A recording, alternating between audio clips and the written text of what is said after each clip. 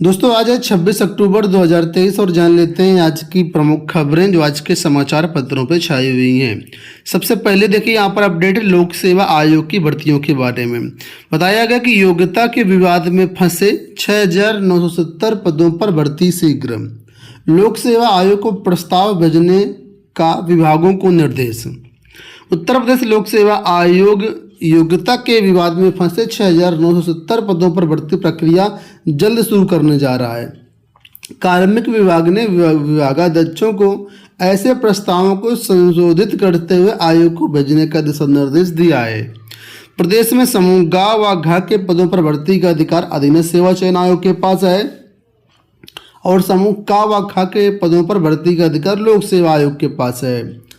स्नातक की समकक्ष अर्हता को लेकर के स्थिति साफ न होने पर लोक सेवा आयोग 6,970 पदों पर भर्ती संबंधी मिले प्रस्तावों को संबंधित विभागों को वापस कर दिया था। मुख्यमंत्री योगी आदित्यनाथ की अध्यक्षता में पिछले दिनों भर्ती आयोगों और बोर्ड अध्यक्षों की बैठक हुई थी।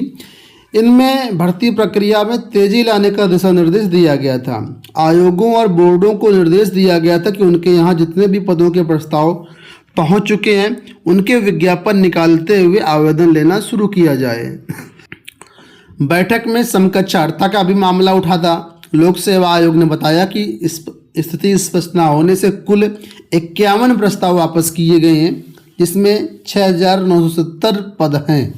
कार्मिक विभाग ने स्नातक की समकक्षार्हता तय कर दी है। विभागाध्यक्षों को निर्देश दिया गया है कि ऐसे जितने भी प्रस्ताव वापस मिले उन्हें संशोधित करते हुए लोक सेवा आयोग को भेज दिया जाए। शासन के एक अधिकारी के मुताबिक अधिकतर विभागों ने लोक सेवा आयोग को भर्ती संबंधी प्रस्ताव भेजने की प्रक्रिया शुरू कर दी है। माना जा रहा है कि इन रिक्तियों को भरने के लिए विज्ञापन निकालने का सिलसिला जल्द शुरू हो जाएगा। तो कुल मिलाकर के जो पेंडिंग भर्तियाँ थी समकक्षार्हता को लेकर के वो विवाद अब समाप्त हो गया है, ऐसी जानकारी यहाँ पर दी गई है और अब एक के बाद एक दूसरे विज्ञापन आएंगे। ठीक है, इसमें LT ग्रेड भी हो सकती है, GIC प्रवक्ता भी हो सकती है, खंड शिक्षा अधिकारी भी हो सकती है और भी कई सारी भर्तियाँ छोटी छोटी लोक सेवा आयोग की कुल 6,970 पदों पर भर्ती की बात कही गई है और जल्द विज्ञापन जारी की बात कही गई है। यहाँ पर देखिए अपडेट है DELED 2023 द्वितीय फेज की काउंसलिंग के बारे में। तो यहाँ पर विज्ञप्ति जारी कर दी गई है। प्रथम चरण की काउंसलिंग पूरी हो चुकी है। द्वितीय चरण की काउंसलिंग फेज 2 आज से शुरू हो रहा है, 26 अक्टूबर से। देखिए बताया गया कि रैंक 1 से लेकर के 3,36,572 तक जो भी अभ्यर्थी हैं, ठीक है, वो यहाँ पर शुल्क का भुगतान करने की जो लास्ट डेट रखी है 8 नवंबर रखी गई है और यहाँ पर नीचे आपको category wise rank wise data मिल जाए कब क्या करना है। तो 26 से 31 अक्टूबर के बीच रैंक 1 से 3,36,572 तक जो भी प्रवेश नहीं लिए हैं एवं 2,40,000 तक के बाद के जो अभ्यर्थी हैं वो यहाँ पर पार्टिसिपेट कर सकते हैं। 26 से 31 तक संस्थान का विकल्प दे सकते हैं और उनका संस्था आवंटन 1 नवंबर को हो जाएगा। इसके बाद फिर दूसरा फेज, तीसरा फेज, इस तरीके पूरा शेड्यूल यहाँ पर दिया गया है। आप लोग यहाँ पर देख लीजिए 21 नवंबर से इनका जो है क्लासेस स्टार्ट हो जाएगी। बाकी ये सारी जानकारी आपको हमारी वेबसाइट governmentjobcenter.com पर मिल जाएगी। वहाँ से शेड्यूल भी डाउनलोड कर सकते हैं और काउंसलिंग प्रक्रिया में भी शामिल हो सकते हैं। देखो यहाँ पर अपडेट है कि बच्चे इंडिया नहीं भारत पढ़ेंगे। NCERT को समिति ने भेजी सिफारिश।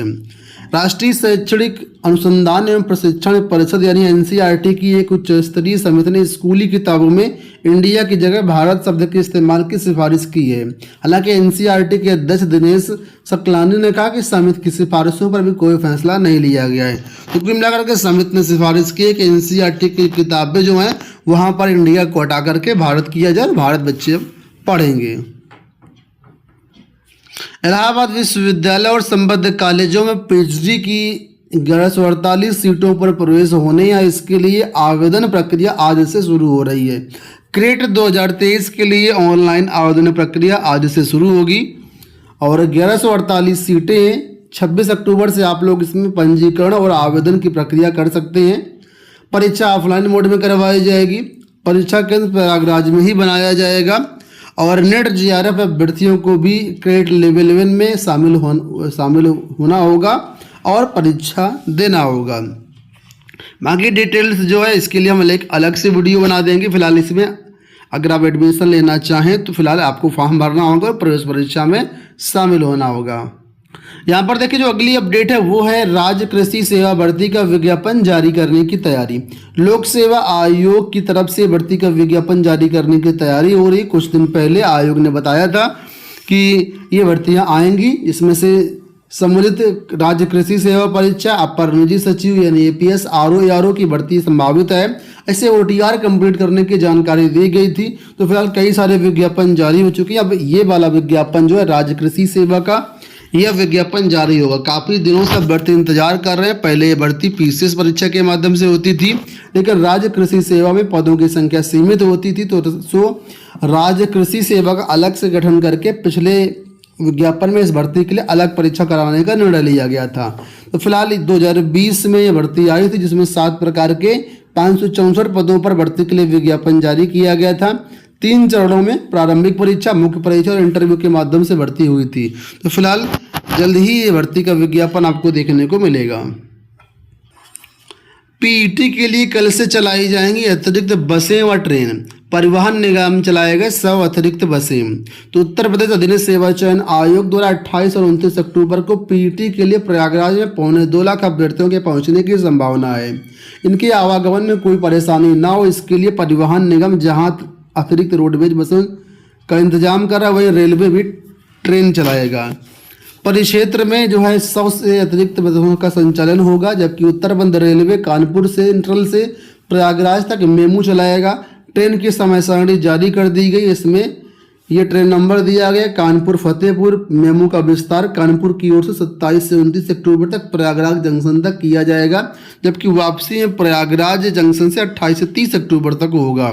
यह ट्रेन खागा, बरवारी, सिराथू, सूबेदारगंज में भी रुकेगी, जबकि कानपुर से फतेहपुर के बीच में ये जिन स्टेशनों पर पूर्व में रुकती थी वहाँ ठहराव जारी रहेगा। कुल मिलाकर के पीईटी के लिए जो अतिरिक्त व्यवस्थाएं हैं वो की जाए ताकि विद्यार्थियों को ज़्यादा परेशानी ना हो।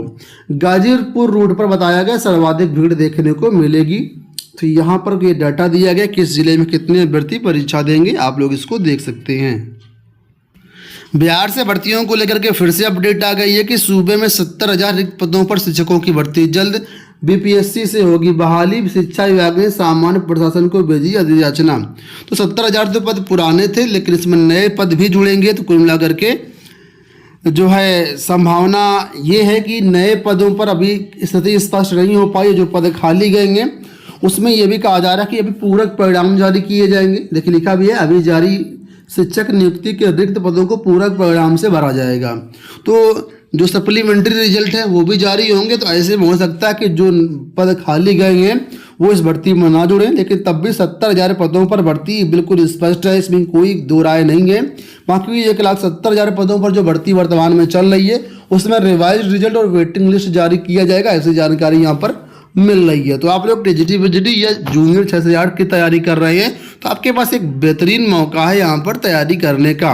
फिलहाल यहाँ पर देख लीजिए, बताया गया कि उच्च माध्यमिक विद्यालयों में 37,710 पद है, माध्यमिक उच्च माध्यमिक दोनों को मिला करके, और मध्य विद्यालय जूनियर कक्षा 6 से 8 में 31,982 पद है। इन पर विज्ञापन जारी होगा। ये हो गई दोस्तों आज की सारी सूचनाएं। उम्मीद करेंगे वीडियो आपको पसंद आया होगा। इनमें से कोई भी न्यूज डाउनलोड करना हो तो आप लोग हमारे टेलीग्राम चैनल से डाउनलोड कर सकते हैं। लिंक आपको वीडियो के डिस्क्रिप्शन बॉक्स में, आप चाहें तो हमारा व्हाट्सएप चैनल भी ज्वाइन कर सकते हैं, उसका